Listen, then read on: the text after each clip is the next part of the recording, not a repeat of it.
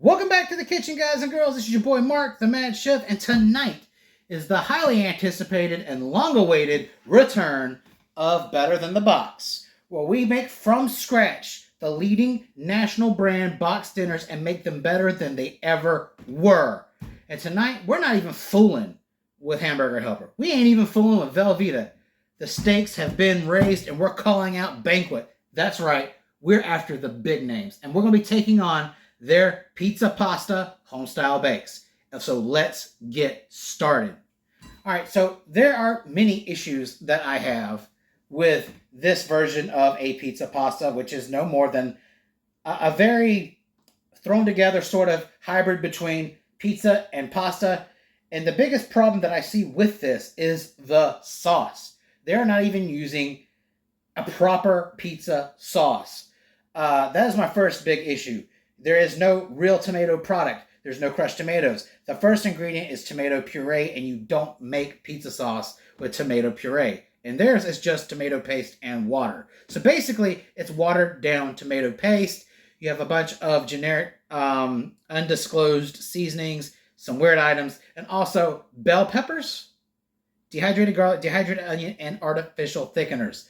This is more akin to a very generic, budget-style, chunky, garden like pasta sauce. So first of all, you've got the wrong flavor profile. So we're going to be making a hybrid pizza pasta sauce, which is based off the pizza sauce you saw in my calzone video. It's a little different, so I'm going to walk you through it again. So let's get started. So in our skillet, we have some nice extra virgin olive oil that's been heating up. And then we're going to add to it 2 teaspoons of minced garlic and a half a teaspoon of crushed red pepper flakes. Now you can leave out the red pepper. This is the beginning of the hybridization of my pizza sauce into what is known in Italy as a passata, which is a pasta sauce. I do not usually use red pepper in my pizza dishes, but when it comes to pasta, I like having that flavor. Also, we're using the same amount of garlic as in pizza sauce. Normally, I use more for pasta sauces. So we're going to let that render off and get some flavor and get aromatic for about a minute, no more than a minute. All right. Now that we got some color on that, we're going to add in a 28-ounce can of San Marzano tomatoes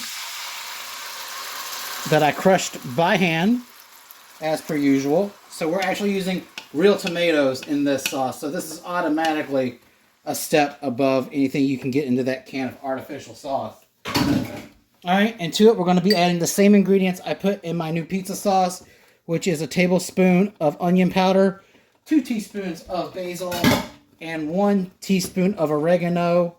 We're going to go ahead and just mix that right in. Alright. And this is the next difference, because we have got to try to make this be able to cover a whole box of pasta. Normally in pizza sauce, I only add a half a cup of water. For this, we're going with 3/4. Alright, so we're going to stir this in. And you're starting to see it's starting to take on more of a consistency of like a jarred pasta sauce. So now we're going to let that come to a simmer.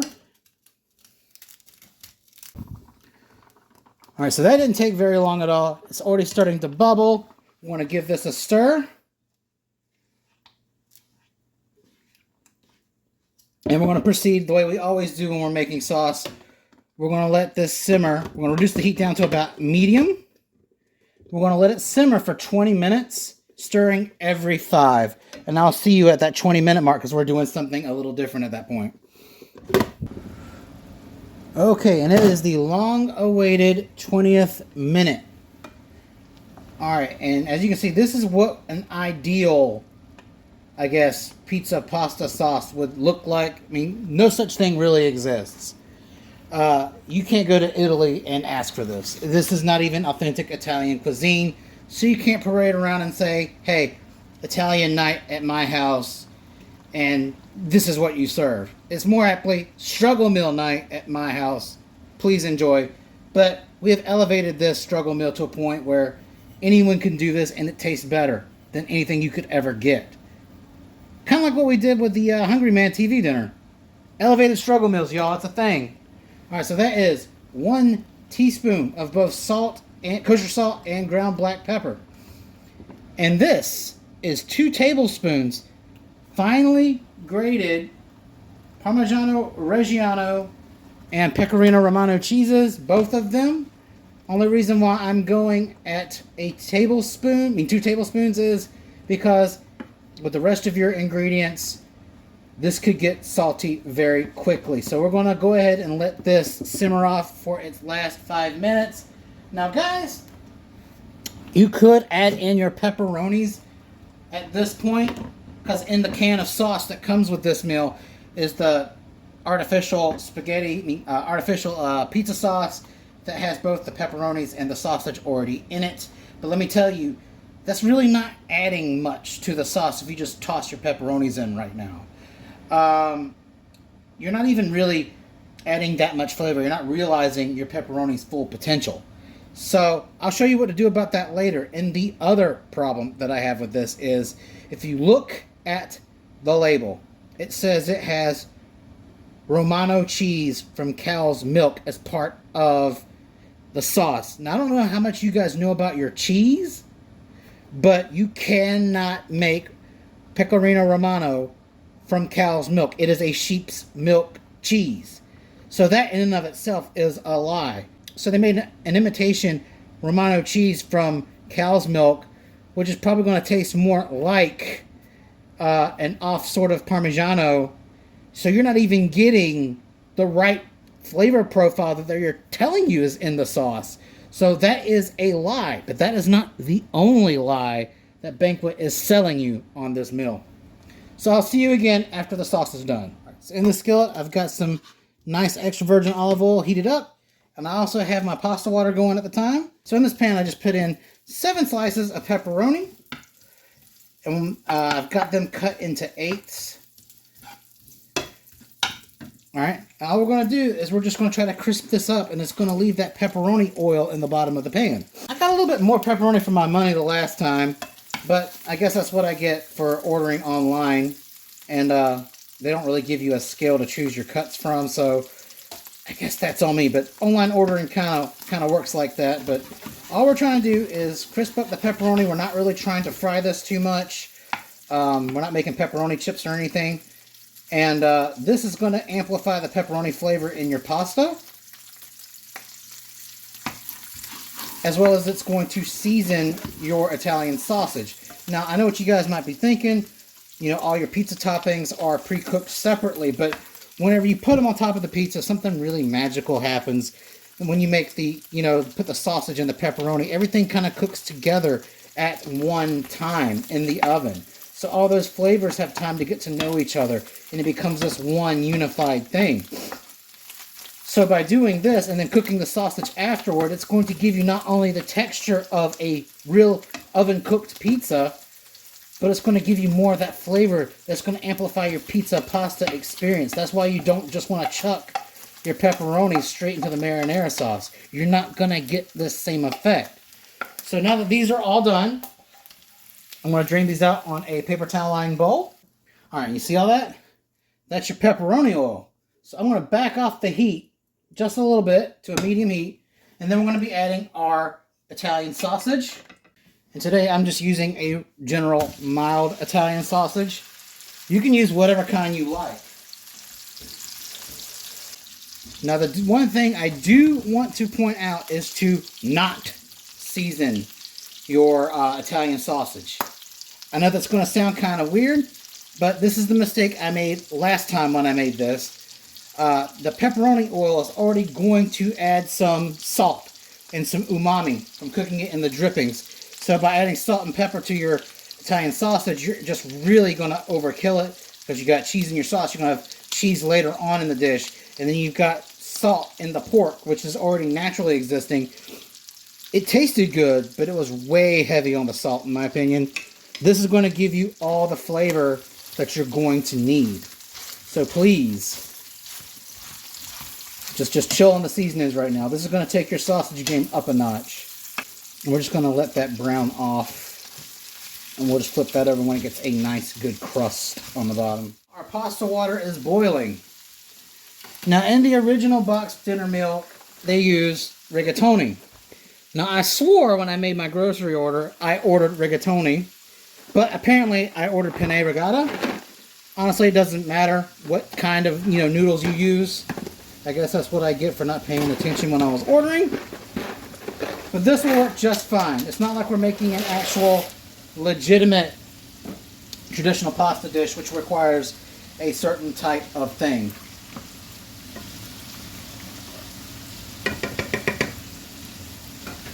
This is just boxed dinner pasta, y'all. And we're going to cook that penne rigata per packaged instructions. Alright, so our Italian sausage is done. I also pulled out my good friend the tater masher here. Try to get this a little bit more broken up. This is kind of a thick ground Italian sausage. So I'm just trying to make sure it goes the distance inside this sauce. Nothing would suck worse than to run out of sausage about halfway through your pasta. So I want to drain this in the same bowl that has my pepperonis. And it shouldn't be much longer before the pasta is done. So now the next thing that I'm going to do is introduce my pasta sauce to the pepperoni and the Italian sausage. Now that we've got all the oils out of this meat, it's going to combine with the flavors of the sauce, and it's going to elevate the flavor profile of this just a little bit further.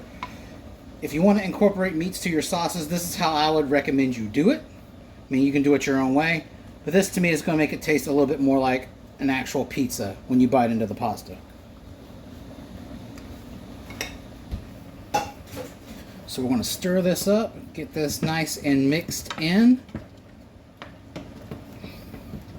You really want this to benefit your sauce. And our pasta is looking mostly done.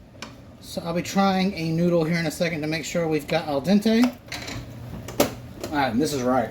Before we drain our pasta, we're going to take about a mug of this pasta water. This is actually a traditional Italian move to kind of make your sauces a little bit better. I did this the last time and it turned out pretty darn good. Now, we may not need this whole cup to make this sauce cohesive to the pasta. We're going to have that in reserve and we'll probably use a little bit. So, I want to drain this pasta and we're going to combine everything together. So, I'm pretty sure the Italians are angry enough that this actually exists. So the least we could do is try to pay respects to, their culture in making this. So in Italy, you do mix everything in the pot. Everything goes in at the same time and you mix it up when you make pasta. So we're doing the same thing here. So we'll take a little bit of our sauce and stir it up.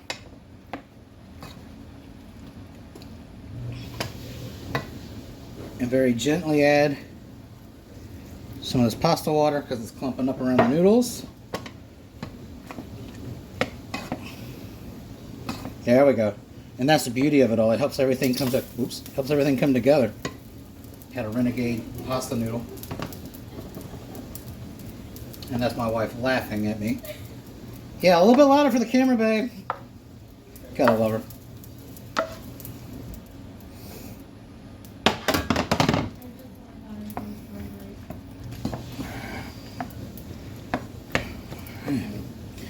Alright, so we're going to go ahead and get this all worked out.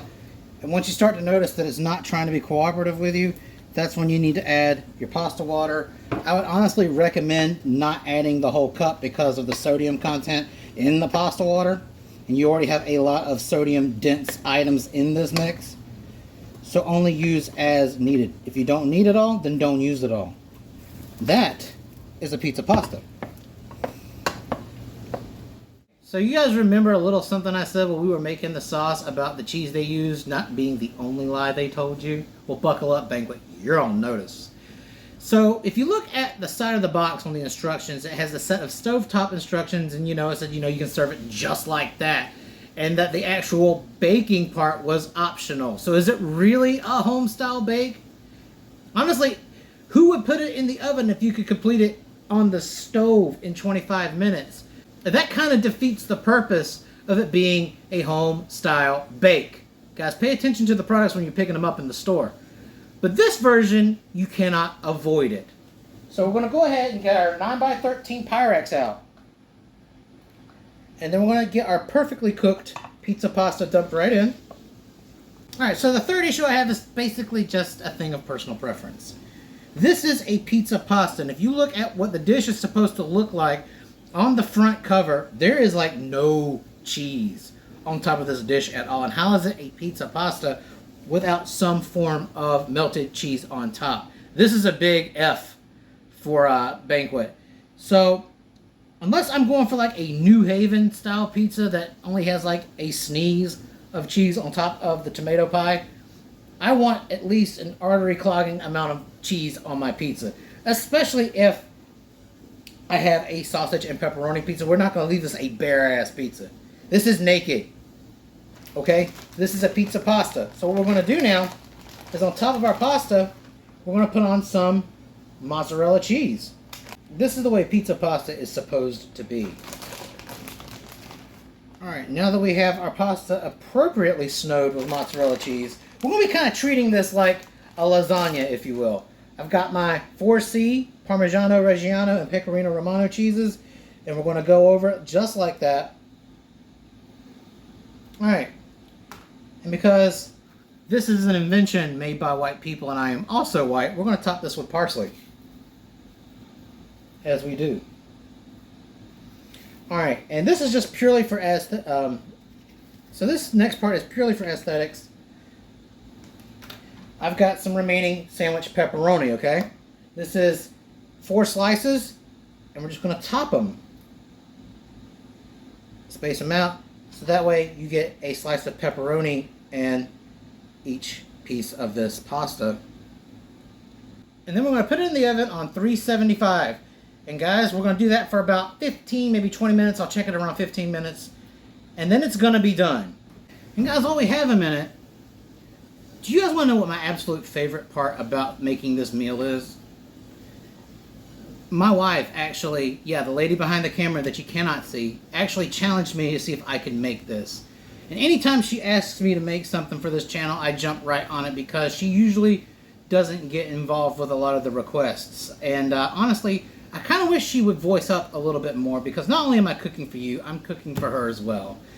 And whether she realizes it or not, she inspires me more than she realizes. And if she ever has the unfortunate pleasure of watching this video when it comes out, this is your reminder. And if that doesn't make you smile, at least enjoy the damn pasta. Alright, so I'll see you guys back at the reveal, and I'm kind of excited for it. Alright guys, in 15 minutes, did the trick. Would you look at that? That is absolutely perfect. Now let's do a side-by-side of the way Banquet wants it done. And then this is how we do it here on the channel. And guys, honestly, are you really going to settle for that if you could do something like this? I mean, for convenience sake, probably yes. But still, make elevated struggle meals a thing. This is going to be amazing, so we're going to let this cool off for a little bit so that way you don't fall all to pieces when I serve it. And we're going to get right to tasting. I was going to wait like 10 minutes, but guys, I'm freaking starving. So we're going to go ahead and dive right in. And if it falls to hell, then you know what, so be it. It still looks better than what's on the box for Banquet. All this Banquet shade. Oh guys, look at that. You ain't getting that from the box, I'll tell you that much. Alright. Lots of pepperonis, lots of sausage. Yes, sausage is a word. Well, that didn't tear apart quite as bad as I thought. Alright. Alright. I want to taste this and hopefully not burn the rest of my mouth to pieces. Let's go.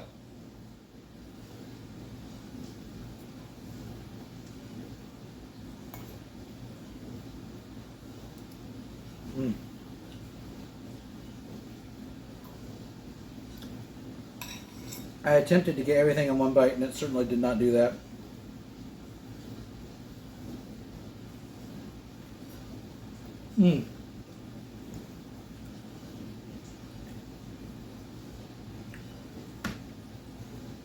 Honestly, last time was good. This time is great. Guys, you have to make it. Please at least try it this way once. I know it's not a 25-minute convenience meal that you guys are used to, but if you got like an hour's worth of time, maybe 45 minutes, you can create an elevated version of what you can get in the store. You don't have to settle for fake ingredients or artificial ingredients, and your family will be happy. This is better than anything that you can get from the box. Now, guys, if you like content like this and you want to see more of the elevated struggle meals, like I told you back in the 1-year anniversary video, there is nothing off the table. We can do frozen meals. We can do box dinners. We can do more of these home-style bakes. Throw your suggestions at me, guys. We're going to make this happen this year. Also, you, yes, you, the one who's watching the video right now, do you know that most of my viewers are not subscribed? What are you waiting for? You found me for some reason. You probably got lost scrolling YouTube. I mean, I got lost and ended up here. So, I mean, right now there's about 100 other lost souls joining me on this trip. So you might as well just click that like, share, and subscribe. It don't hurt anything, and you don't miss a recipe either. So please like, share, and subscribe. Share this to all your friends. I want to dig into this, and I'll see you in the next video.